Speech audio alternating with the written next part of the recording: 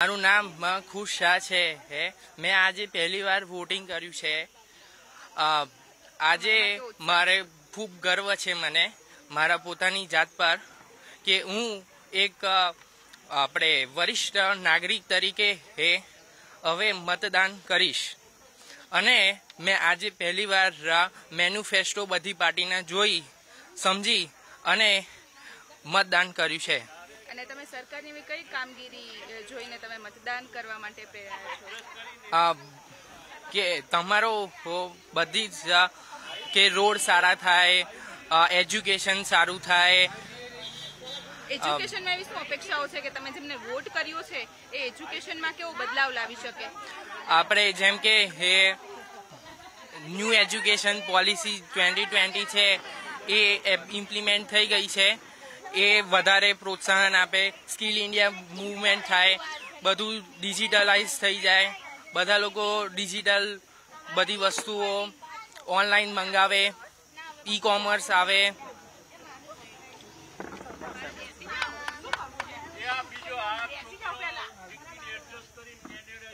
First time voter છો અને તમે બહારથી સેકન્ડ ટાઈમ છો અને તમે કેનેડાથી આવ્યો છો. ઓકે, તો તમે એવી રીતે કહેજો કે સ્પેશિયલ હું કેનેડાથી વોટ માટે આવ્યો છું. આપનું નામ? મારું નામ છે કૌશલ પટેલ. મારું નામ છે કૌશલ પટેલ અને એકચ્યુઅલી હું વેકેશનમાં અહીંયા આવવાનો હતો અને મારી ટિકિટ અઠવાડિયા પછીની હતી અને મેં તારીખ જાણી કે આપણે વોર્ડમાં આપણા ક્ષેત્રમાં કયા દિવસે મતદાન છે અને એ પ્રમાણે પછી ટિકિટ કરીને હું ગઈકાલે સવારે જ હજી આવ્યો છું. એટલે મતદાન હંમેશા કરવું જોઈએ અને આને આપણી ફરજ માનવી જોઈએ. તો તમે કેનેડા રહો છો, તો ઇન્ડિયામાં એવા તમે કયા બદલાવ લાવવા માંગો છો કે ઇન્ડિયન ગવર્મેન્ટ પાસે તમારી શું અપેક્ષા છે? એકચ્યુઅલી મને પહેલાં એટલી ખબર નથી કે કોઈ પક્ષ કે કોઈ માણસથી એકચ્યુઅલી કે આપણું ઇન્ડિયાની બહાર કેવી અસર છે. ત્યાં ગયા પછી 2-3 વર્ષ રહ્યા પછી મને એકચ્યુઅલી ખબર પડી કે આપણો લીડરથી આપણા દેશની કેવી છબી ઊભી થાય છે. એકચ્યુઅલી હવે તમે બહારના માણસોને ગમે ત્યારે પૂછો કે what do you know about India, તો તમને એવું કહેશે મોદી અને ગાંધી, આ બે જ મોસ્ટલી નામ જોવા મળશે. એના કારણે હું એવું ઈચ્છું છું કે અત્યારની જે ગવર્મેન્ટ કરી રહી છે એ આપણો દેશ એકદમ વ્યવસ્થિત રીતે જઈ રહ્યો છે. કાકા, આપનું નામ? જોરાવર છે, રૂપસિંહ ચાંચુ. આપનામાં કેવો ઉત્સાહ વોટિંગને લઈને? વોટિંગમાં જબરદસ્ત ઉત્સાહ છે. હું તો સિનિયર સિટીઝન છું અને મારું વોટિંગ તો ઘણી વખત છે. જુઓ ને, સિનિયર સિટીઝન 74 યર્સ આજે મારા છે, બરાબર છે. એટલે લોટ ઓફ ટાઈમ તો મેં તો કર્યું વોટિંગ. આજે આપણા જે લોખંડી પુરુષ સરદારભાઈ વલ્લભભાઈ પટેલ, ત્યાર પછી નરેન્દ્ર મોદીને જેને ઉપમા આપી શકીએ એવા નરેન્દ્ર મોદીના હાથ મજબૂત કરવા માટે અમે આખી સોસાયટી એક સાથે અહીંયા મળ્યા જ છીએ અને સાથે જ બધા જવાના છીએ અને વોટિંગ 100% કરવાના જ છીએ. અને બને એટલા પ્રયત્નો એથી વધારેમાં વધારે ભાજપના 400+ સીટો આવે એ માટેને અમે બધા પ્રયત્નો કરવાના છીએ. કારણ કે મોદી સાહેબે જે કામ કર્યું છે એ વિશ્વમાં આજની તારીખે કોઈ નેતા કરી શકે એવું નથી. આજે વિશ્વગુરુ તરફ એ જઈ રહ્યા છે કે વિશ્વ આખું મોદીને આજે ઝંખે છે.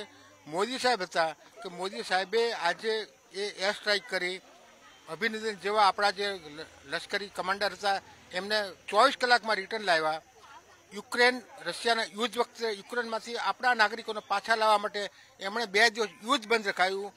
પછી આજે આતંકીઓ જે પુષ્કળ આપણા આખા દેશમાં સાસવારે જ્યાં ત્યાં બોમ્બ ધડાકા થતા હતા એ બિલકુલ બંધ કરાવી નાખ્યા.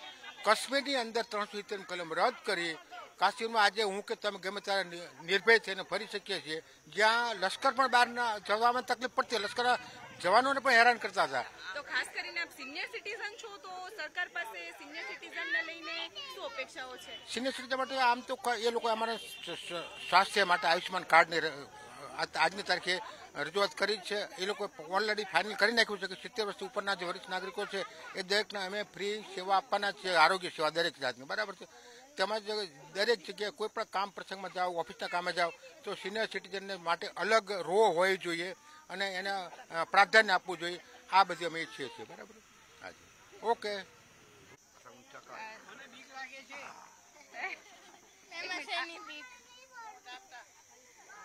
હેલો, મારું નામ આયુષી જોતા છે. આજે હું પહેલી વાર વોટ આપવા જઈ રહી છું. ખૂબ જ ઉત્સાહ છે અને પ્રાઉડ ફીલ કરી રહી છું પોતાના પર કે આજે એઝ અ રિસ્પોન્સિબલ સિટીઝન હું મારા કન્ટ્રીને એક ઓર વોટ આપવા જઈ રહી છું એન્ડ બહુ જ એક્સાઇટમેન્ટ છે અને પ્રાઉડ ફીલ કરી રહી છું. એવા કયા મુદ્દાઓને ધ્યાનમાં રાખીને તમે આજે વોટ આપવા જવાના છો કે ગવર્મેન્ટ એવા તમારા માટે એવા કયા સારા કામ કર્યા?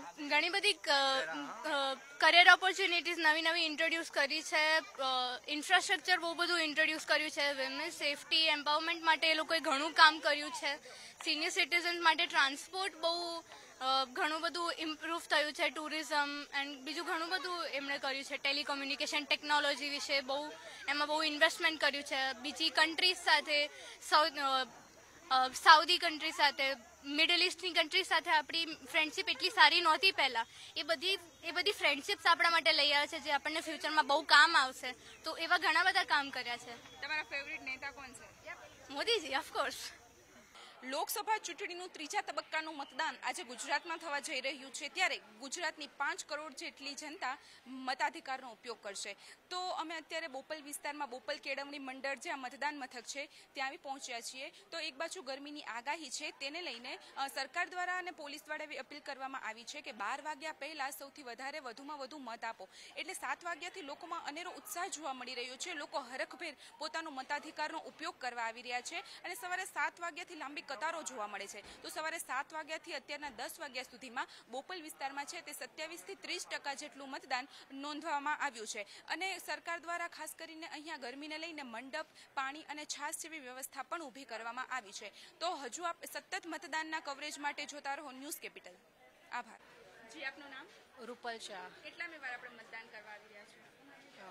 રેગ્યુલર કાયમ કરીએ છીએ દર વર્ષે. અને આપનામાં કેવો ઉત્સાહ છે મતદાન? બહુ સરસ. કેટલી વારથી તમે લાઈનમાં ઊભા છો?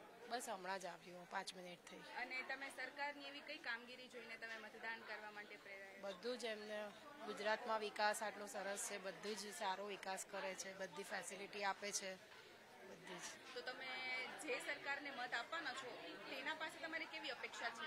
બસ આવીને આવી પ્રગતિ થતી રહે આપણા દેશમાં. અને તમે એક મહિલા છો તો મહિલા તરીકે તમે એવું શું ઈચ્છો છો કે સરકાર તમારા માટે એવા કયા કામો કરે? બસ લેડીઝોને પણ બધી રીતે આગળ રહે, બધે એ લોકોનો પણ વિકાસ થાય એવી આશા રાખીએ. અને બધી તમારા પ્રગતિ વિસ્તારના થાય. ઉમેદવાર કોણ છે? જોવું પડશે.